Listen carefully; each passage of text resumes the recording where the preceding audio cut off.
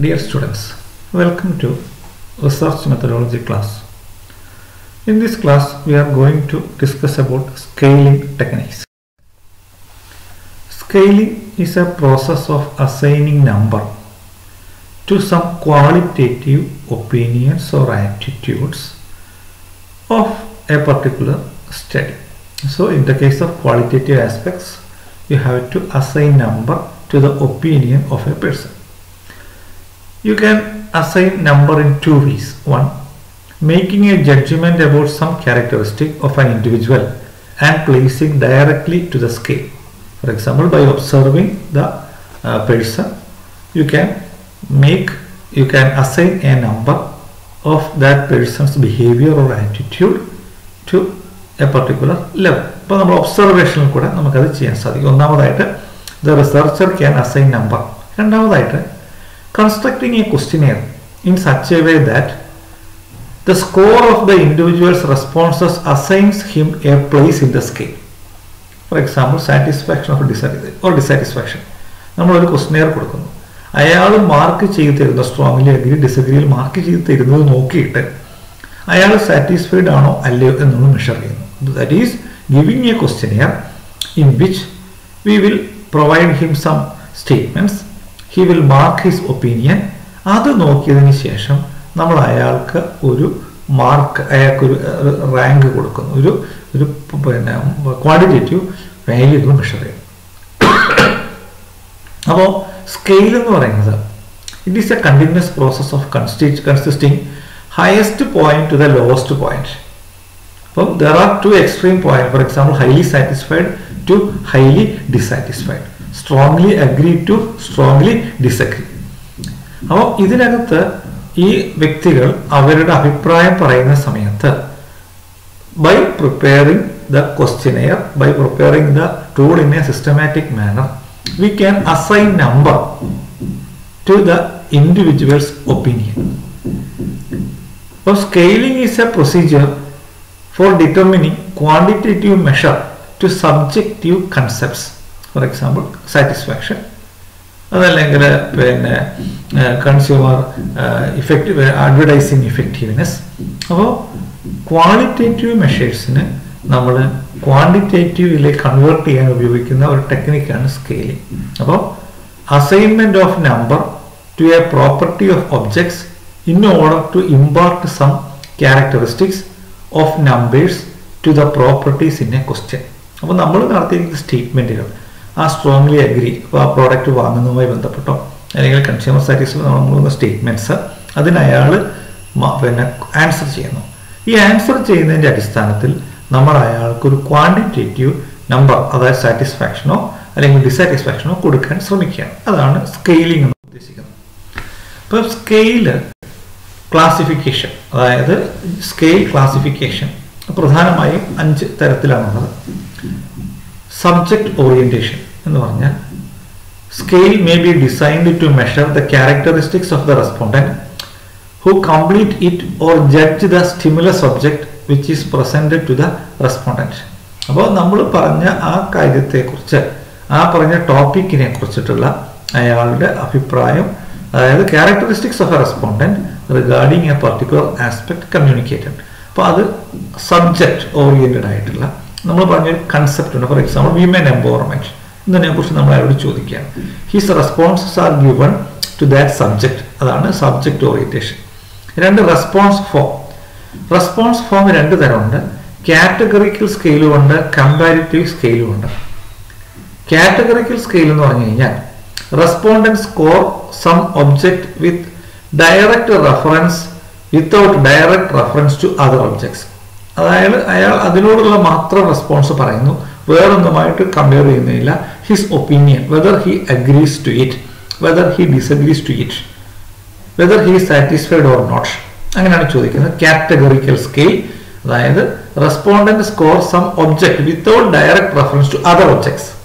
എന്നാൽ comparative scale compare two or more objects. For example X എന്ന് പറയുന്ന സോപ്പാണോ Y എന്ന് പറയുന്ന സോപ്പാണോ ബെറ്റർ എന്ന് നമ്മൾ ചോദിക്കുന്നു. So response formula, the form may be categorical. That means response regarding that particular aspect only. And the comparative scale, That means you can compare two or more objects, compare one as better or lower than other. ഇനി 3 degree of subjectivity. With this basis, the scale data may be based on whether we measure subjective personal preference or simply make non-preference judgments. അതായത് ആ വ്യക്തി, അതായത് subjective, അയാളുടെ personal ആയിട്ടുള്ള പ്രിഫറൻസുകൾ mark ചെയ്തുകൊണ്ടുള്ള ഒരു സ്റ്റേജാണ് എന്ത്, degree of subjectivity. Last scale properties. അപ്പോൾ സ്കെയിൽ പ്രോപ്പർട്ടീസിൽ നമുക്കറിയാം നോമിനൽ സ്കെയിലുണ്ട്, ഓർഡിനൽ ഉണ്ട്, ഇന്റർവെൽ ഉണ്ട്, റേഷ്യോ സ്കെയിൽ ഉണ്ട്. ഇതിൽ ഏത് ആണോ നമ്മൾ ഉപയോഗിക്കുന്നത്, that will influence the scale. അത് ഏറ്റവും ലോജിക്കലായിട്ട് റേഷ്യോ സ്കെയിലാണ്. അതേപോലെ തന്നെ നമ്പർ ഓഫ് ഡയമെൻഷൻസ്. അപ്പം the scale may be unidimensional, that means related to one aspect only, or multi-dimensional. ഇനി സ്കെയിൽ, അതായത് നമ്മൾ ഇത് നിങ്ങൾ ഒരു ക്വസ്റ്റ്യൻ ഉണ്ടാക്കുമ്പോൾ നമ്മളിപ്പോൾ കൺസ്യൂമർ സാറ്റിസ്ഫാക്ഷനെ പറ്റി പഠിക്കുകയാണ്. അപ്പോൾ കൺസ്യൂമർ ആ പ്രൊഡക്റ്റിനെ കുറിച്ച്, അതിൻ്റെ പ്രൈസിനെ കുറിച്ച്, ഡീലറിൻ്റെ സർവീസിനെ കുറിച്ചൊക്കെ പഠിക്കുകയാണ്. അപ്പോൾ പ്രോഡക്റ്റിനെ കുറിച്ച് നമ്മൾ അയാൾ സാറ്റിസ്ഫൈഡ് ആണോ അല്ലയോ എന്നറിയാനായിട്ട് നമ്മൾ ആ പ്രോഡക്റ്റുമായിട്ട് കുറേ സ്റ്റേറ്റ്മെൻറ്റ്സ് നമ്മൾ നടത്തും. ഡീലറുമായി ബന്ധപ്പെട്ട് അയാൾ സാറ്റിസ്ഫൈഡ് ആണോ അല്ലയോ എന്നറിയാൻ വേണ്ടി V will make so many statements. അതിന് സ്ട്രോങ്ലി അഗ്രി, അല്ലെങ്കിൽ സ്ട്രോങ്ലി ഡിസഗ്രി, അല്ലെങ്കിൽ ഹൈലി സാറ്റിസ്ഫൈഡ്, സ്ട്രോങ്ലി ഡിസാറ്റിസ്ഫൈഡ് എന്ന് നമ്മൾ മാർക്സ് കൊടുക്കും. അപ്പോൾ അങ്ങനെ സ്കെയിൽ കൺസ്ട്രക്ട് ചെയ്യുമ്പോൾ എങ്ങനെയാണ് നമ്മൾ സ്കെയിൽ ഉണ്ടാക്കേണ്ടത്? How you can make a questionnaire by giving statements in the case of qualitative aspects. അപ്പോൾ ആർബിട്രറി അപ്രോച്ച് എന്ന് പറഞ്ഞാൽ this is a most commonly used method. That means ad hoc basis, നമ്മൾ temporary ആയിട്ട് നമ്മുടെ ലോജിക്കിന്റെ അടിസ്ഥാനത്തിൽ we will develop some statements and the respondent will mark his opinion towards that statement. അപ്പോൾ arbitrary approach. Consensus approach means we will make a questionnaire, we will make some statements, and we will discuss it with some experts, some panel of experts. Then we will finalize relevant statements. Then item analysis approach എന്ന് പറഞ്ഞാൽ, so individual items are developed into a test which is given to the respondents. Individual items, ഓരോരോ items ആയിട്ട് നമ്മൾ പഠിക്കുന്ന കാര്യത്തിൻ്റെ individual items. For example women empowerment എന്ന് വിചാരിക്കും. For example അത് എക്കണോമിക് എംപവർമെൻ്റ് ഉണ്ട്, ഫാമിലിയൽ എംപവർമെൻ്റ് ഉണ്ട്, പൊളിറ്റിക്കൽ എംപവർമെൻ്റ് ഉണ്ട്, സോഷ്യൽ ഡിഫറെൻറ്റ് ആസ്പെക്ട്സ് ആണ്. അപ്പോൾ ഇൻഡിവിജ്വൽ ഐറ്റംസ് നമ്മൾ അതുമായി ബന്ധപ്പെടുത്തി നമ്മൾ അത് ഓരോന്നും അതനുസരിച്ച് സ്റ്റേറ്റ്മെൻറ്റ്സ് കൊടുക്കുന്നു. അതിൻ്റെ ടോട്ടൽ സ്കോർ നമ്മൾ കാൽക്കുലേറ്റ് ചെയ്യുന്നു, ടോട്ടൽ എംപവർമെൻ്റ് ഉണ്ടോ എന്ന് അറിയാനായിട്ട്. ക്യുമുലേറ്റീവ് സ്കെയിൽ എന്ന് പറഞ്ഞാൽ അതായത് some ranking of items with ascending or descending order എന്ന് പറഞ്ഞാൽ പിന്നെ അസെൻഡിങ്, സ്ട്രോങ്ലി ഡിസഗ്രി, അല്ലെങ്കിൽ സ്ട്രോങ്ലി അഗ്രി, അങ്ങനെ ഓർഡറിൽ കൊടുക്കുന്നതാണ്. ഫാക്ടർ സ്കെയിൽ എന്ന് പറഞ്ഞു കഴിഞ്ഞാൽ അതായത് റിലേഷൻഷിപ്പ് ബിറ്റ്വീൻ ഐറ്റംസ്, അതായത് ഒരു particular concept how it influence some other factors also. Factor analysis. ഇപ്പോൾ one factor may influence so many other factors. അപ്പോൾ അങ്ങനെയുള്ള ഒരു അനാലിസിസ് ആണ് ഫാക്ടർ. അപ്പോൾ 5 ടെക്നിക്സ് ആണുള്ളത്. While designing a scale, arbitrary approach is there, consensus approach is there, item analysis approach is there, cumulative scale is there, factor scale are there. Then scaling techniques. There are 2 scaling techniques: comparative scaling techniques and non-comparative scaling techniques. But comparative scaling technique, that means we compare the opinion of a respondent with another aspect.